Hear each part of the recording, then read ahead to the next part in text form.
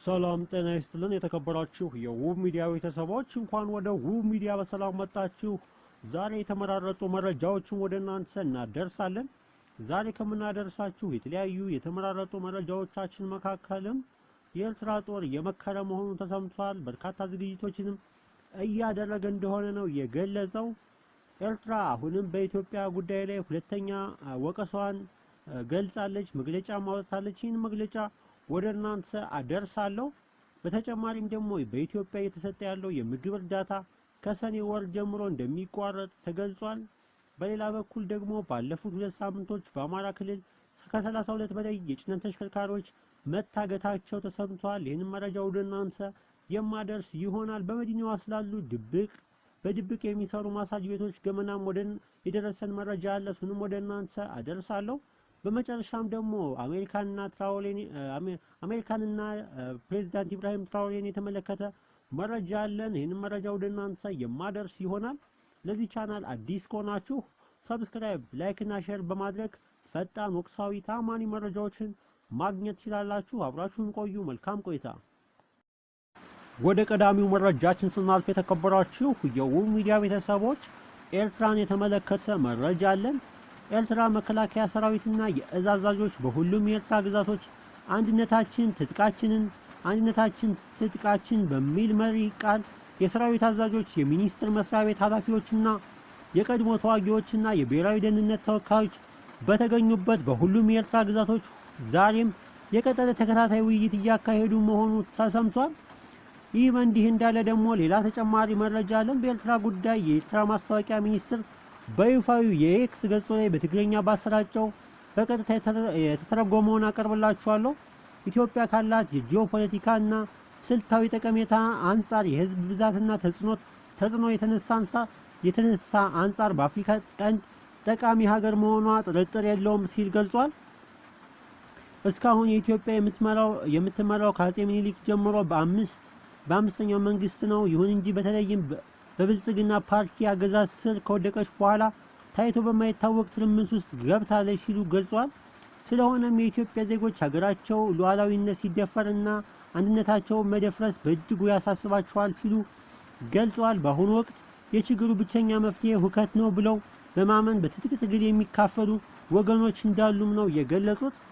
ከ2020 እስከ 2022 ከባድ ጦርነት በኋላ ኢትዮጵያዊነቱ ወደ ኋላ የቀረው የትግራይ ህዝብ የኢትዮጵያ አካል በመሆን ሌላ በመንግስት ሰላምና ደህንነት ይናፍቃል ሲሉ ገልጿል። በአማራ ክልል ህዝብ መንግስት ላይ እምነት አጥቶ በሰብአዊ መብት ሀገራዊ ክብሩን በማስከበር ብቸኛ አማራጭ አድርጎታል ሲሉም ገልጿል። የኦሮሚያ ብልጽግና ፓርቲ ከጥይት ድምፅ አልወጣም ሲሉ ነው የገለጹት። የብልጽግና መንግስት ዋና ከተማዋ አዲስ አበባ ብቻ ተወስኖ በህገ መንግስቱ ስም እየሰፈኑ ያሉ ችግሮችን ችላ ማለቱን የመረጠ ይመስላል ሲሉ ገልጿል። እንዲሁም በኢትዮጵያ ያለው የፖለቲካና የጸጥታ ሁኔታ ለመፍታት ብስለትና ብቃት ያለው አይመስልም ሲሉ ነው የገለጹት። ኢትዮጵያ በመንግስታቸው ጅልነት እንዲሁም ያልተረጋጋ አካባቢ መጋፈጣቸው በእውነት ያሳዝናል ሲሉ ነው የገለጹት። በኢትዮጵያ ያለው የፖለቲካና የጸጥታ ሁኔታ በተፈጥሮም ይሁን ለዜጎች ብቻ ሳይሆን ለመላው የአፍሪካ ህዝብ እና ከዚያ ከኢትዮጵያ ዳር ድንበር ድረስ አካባቢ ነው ሲሉም ገልጸዋል። በአራቱ መንግስታት በሚኒሊክ፣ በኃይለ ሥላሴ፣ በደርግና በኢህአዴግ ሉዓላዊነቷና አንድነቷ ያስጠበቀች ኢትዮጵያ ጂኦፖለቲካዊ ቅርጽ አሁን ላይ ያለው ሁኔታ ብዙዎችን ያሳስባል ሲሉ ገልጸዋል። የኤርትራ ማስታወቂያ ሚኒስትር ኢትዮጵያን በተመለከተ በተመሳሳይ ትንተና እንደሚያቀርብና ቀጣይነት ያለው እንደሚሆንም ነው የገለጸው። ወደ ሌላኛው መረጃችን ስናልፍ ደግሞ የተከበራችሁ ተመልካቾቻችን በኢትዮጵያ እየተሰጠ ያለው የምግብ እርዳታ በሰኔ ወር ሊቋረጥ እንደሚችል ነው የተገለጸው። የተባበሩት መንግስታት የዓለም ምግብ ፕሮግራም ባጋጠመው የገንዘብ ድጋፍ እጥረት ሳቢያ በኢትዮጵያ በማካሄድ ላይ ያለው የእርዳታ አቅርቦት በመጪው ሰኔ ወር ሊቋረጥ እንደሚችል ነው የገለጹት። የምግብ እርዳታው መጠን ቅነሳ በስደተኞች ላይ ተግባራዊ መደረጉ የዓለም ምግብ ፕሮግራም ባወጣው መግለጫ ገልጿል። በኢትዮጵያ አሁን የቀጠለው ግጭት፣ ድርቅ፣ ጎርፍና የዋጋ ግሽበት በአገሪቱ ያለውን የምግብ ዋስትና ችግር ያባብሰዋል ሲሉም ገልጸዋል። በትግራይ ሲካሄድ በነበረው ጦርነት የሰላም ስምምነት ቢያስቆመውም በሌሎች ሀገሪቱ ክልሎች በተለይም በአማራና በኦሮሚያ በመካሄድ ላይ ያሉት በትጥቅ ትግል የተደገፉ ግጭቶች ኤጀንሲው ለተጨማሪ ወጪ መዳረጉን ነው የገለጹት።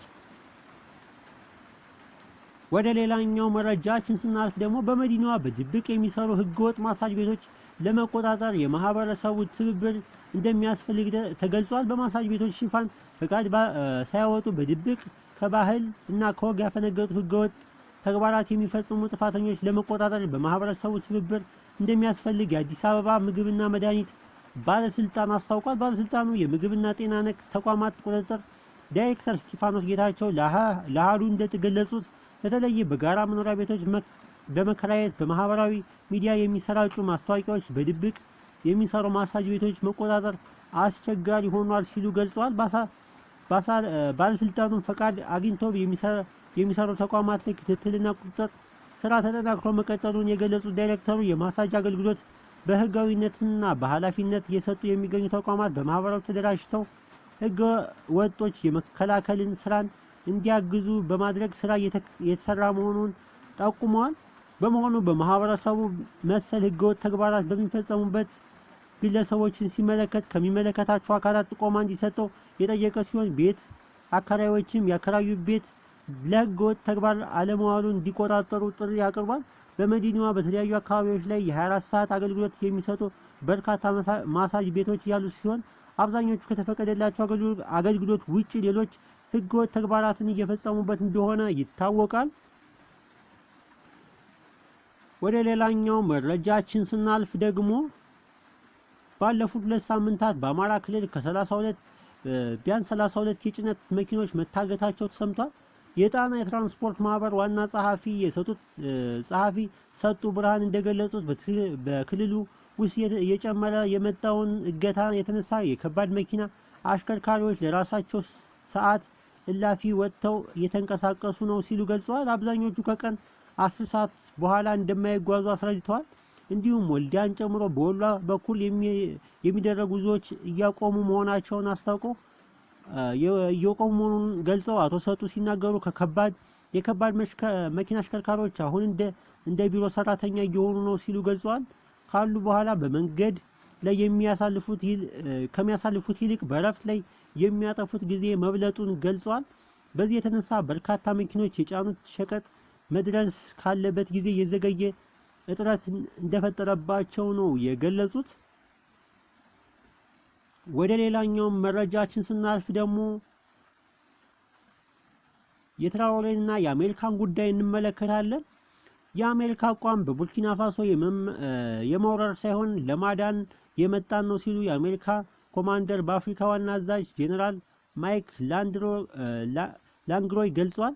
በዓለም ዙሪያ ካሉ የአፍሪካውያን ከፍተኛ ትችት ያጋጠማቸው ጄኔራል ማክሮን ላንግሮይ አሁን በቡርኪና ፋሶ ያላቸው አሳቤ አሁን ላይ ያለውን የመንግስት የመቀየር ሳይሆን ከዚህ ዘራፊ ቡድን የማዳን ጥረት መሆኑን ገልጸው ነገር ግን የህዝቡን ሉዓላዊነት እናከብራለን ሲሉ በኬንያ ከአንድ ሚዲያ ጋር ባደረጉት ቆይታ ተናግረዋል።